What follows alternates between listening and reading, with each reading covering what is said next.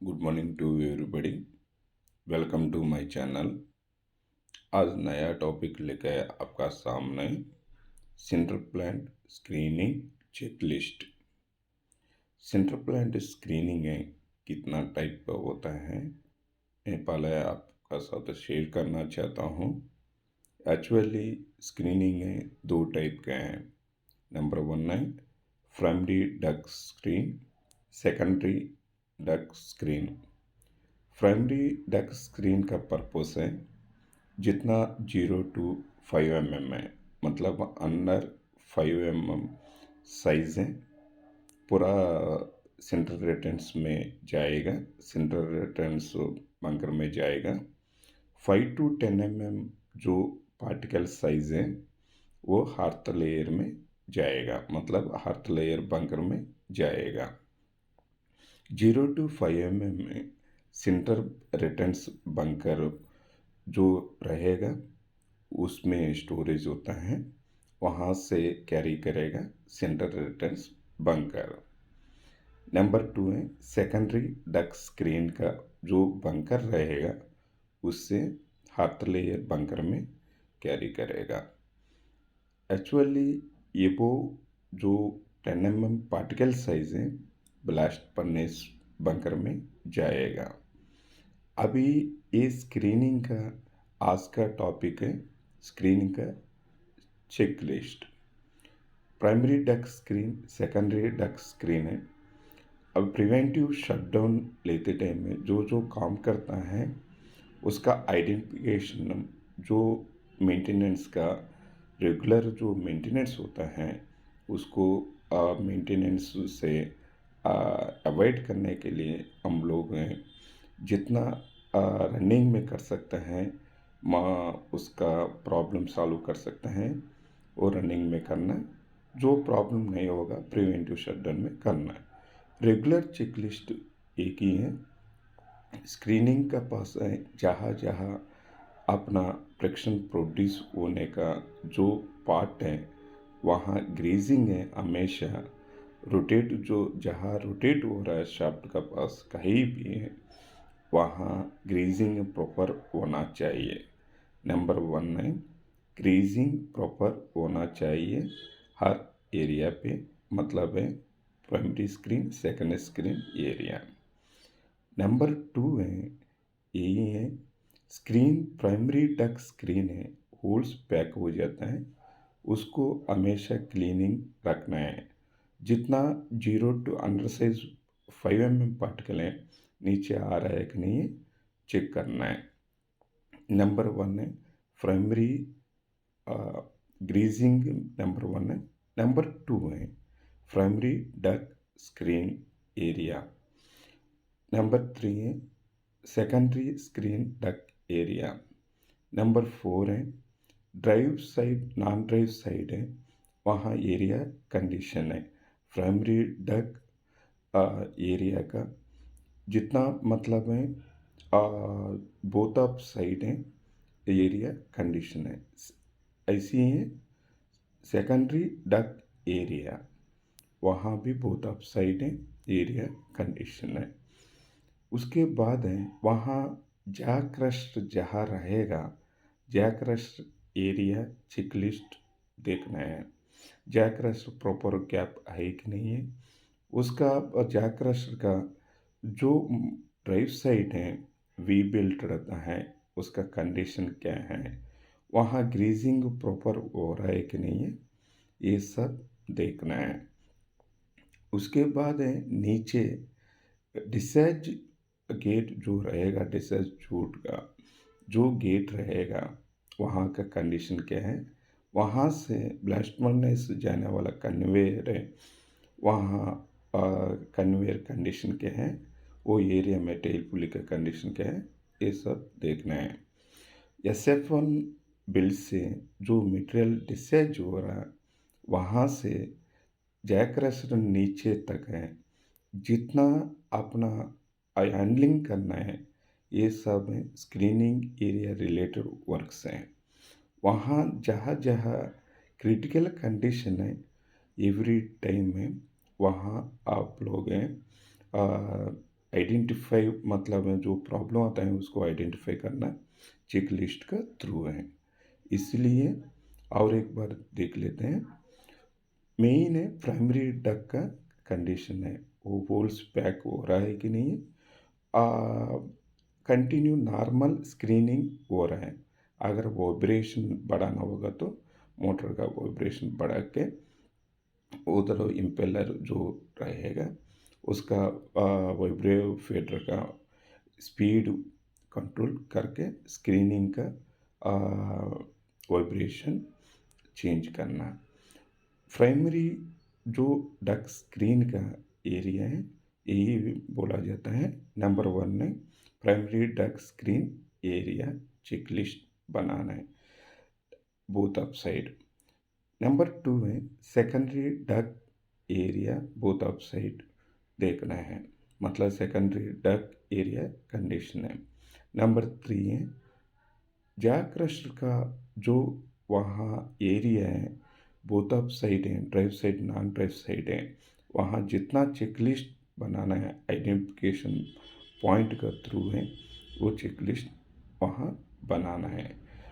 और नंबर 4 है नीचे जितना वहाँ जो रहेगा बंकर का इन पोजीशन में जो चोट आता है वहाँ ये अपना ये प्राइमरी डक बंकर है, सेकेंडरी डक बंकर है। जैकरस का जो डिस्चार्ज जो जो रहेगा वहाँ एक कंडीशन देखना है। प्राइमरी डक स्क्रीन है, सेकेंडरी डक स्क्रीन है, जैक रशन है, ये तीनों क्रिटिकल हैं। प्राइमरी डक स्क्रीन में अगर फाइन्स हैं जनरेट हैं, सेकेंडरी डक स्क्रीन में मटेरियल जाने पर यहाँ सेंट्रल रिटर्न्स बंकर में जितना परसेंट आना है उतना परसेंट आ नहीं पाता है। ये सेंटर बंकर पोजीशन है, बंकर पोजीशन का देखते रहना चाहिए हमेशा। सेकेंडरी टक स्क्रीन हर लेयर बंकर में जाएगा। 1 घंटा में सपोज है आपको 20 टन आ रहा है, नहीं तो 5 टन आ रहा है, नहीं तो 8 टन आ रहा है, उसी का हिसाब से प्रोडक्शन का साथ है मटेरियल आ रहा है कि नहीं है रेगुलर बंकर में चेक करना चाहिए। अगर रेगुलर नहीं आने से दूसरा जगह पे मटेरियल जा रहा है उसको कंट्रोल करना है। जैक क्रशर का पास है जितना गैप रहेगा अपना जितना साइज है वहाँ गैप है 80 mm रखना है कि 100 mm रखना है, ये भी देखना है। अभी ब्लास्ट मनेस में 10 to 80 mm जो पार्टिकल साइज जा रहा है उसको मीन पार्टिकल साइज है 70% है 22 mm नहीं तो 25 mm मेंटेन करना है। उसी का हिसाब से जैक क्रशर का गैप रखना चाहिए। ये बंकर है fines bunker, earth layer bunker, central returns bunker, earth layer bunker. Jack crusher का जो गैप है इवेंटली मतलब है हम लोग जैसा प्रोटोकॉल का साथ हैं जो वहाँ मेंटेन कर रहा है वही मेंटेन करने से रिक्वायर्ड मटेरियल ब्लास्ट मनेस में जाएगा, सेंटर प्रोडक्टिविटी भी बढ़ेगा।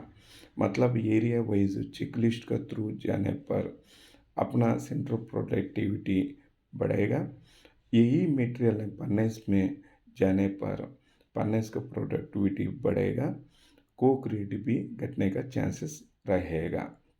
जितना हो सके प्राइमरी स्क्रीन है 0 to मतलब है under size 5 mm particle size product है, जितना वहाँ स्क्रीनिंग कर सके उतना मैक्सिमम एफिशिएंसी के साथ करने से सेंटर में फाइन्स नहीं जाएगा, अपना पन्ने से सेफ साइड में रहेगा। हर लेयर में जो फाइन्स हैं 5 to 10 mm साइज पार्टिकल हैं, जितना सेकेंडरी डक स्क्रीन है एफिशिएंसी बढ़ाने से अपना हर लेयर में मटेरियल रिक्वायर्ड क्वांटिटी मटेरियल है उधर बंकर में हर लेयर बंकर में जाएगा। ब्लास्ट फर्नेस में जो fines 5 to 10 mm size particle है अमाउंट घटने का चांसेस रहेगा। उसके बाद है 10 टू अबाउट 10 पार्टिकल साइज है ब्लास्ट फर्नेस में जाएगा। उसका मेन पार्टिकल साइज है मेंटेन करना है 20 to 25 जो मेन पार्टिकल साइज है एमपीएस है। मिनिमम 25 मतलब 20 to 25 पार्टिकल साइज है 70 to 80% मेंटेन करना है। वही गैप है जैक रस्टर का गैप है 80 मेंटेन करना है कि 100 मेंटेन करना है। ये मीन पार्टिकल साइज ऊपर डिपेंड होता है। मीन पार्टिकल साइज है जितना आप मेंटेन कर सकते हैं वही मेंटेन करना है। और स्क्रीन में होल्स पैक होने का एक ही कारण है SF1 में पानी छोड़ता है टेल पुल्ली का पास है। जहाँ डिस्चार्ज हो रहा है वहाँ पानी छोड़ता है। वही पानी अगर ज़्यादा होने पर स्क्रीन पे आ जाएगा। स्क्रीन फाइन्स जो रहेगा डक स्क्रीन का होल्स जो रहेगा वो होल्स पैक होने का चांसेस रहेगा। मतलब भाई अमाउंट जितना सेंटर में फाइन्स आना है अब वो फाइन से नीचे डिस्चार्ज नहीं करेगा। वो फाइन से दूसरा जगह पे जाएगा हार्थ लेयर सेकेंडरी डक में जाएगा। अगर वहाँ भी होल्स पैक रहने पर जैक रस्टर में जाके ब्लास्ट फर्नेस बंकर में जाने का चांसेस रहेगा। जितना अब वहाँ स्क्रीनिंग एफिशिएंसी मतलब है क्लीनिंग एफिशिएंसी बढ़ाने से ये प्रॉब्लम सॉल्व हो जाएगा। इसका अल्टरनेट प्रॉब्लम है और एक है डी डस्टिंग सिस्टम है। स्क्रीनिंग एरिया प्रॉपर होना चाहिए। डी डस्टिंग सिस्टम में अगर नहीं चलाने से कंट्रोल मतलब है कॉम्प्रोमाइज़ नहीं होना चाहिए। जितना हो सके डी डस्टिंग सिस्टम में प्रॉपर होना चाहिए।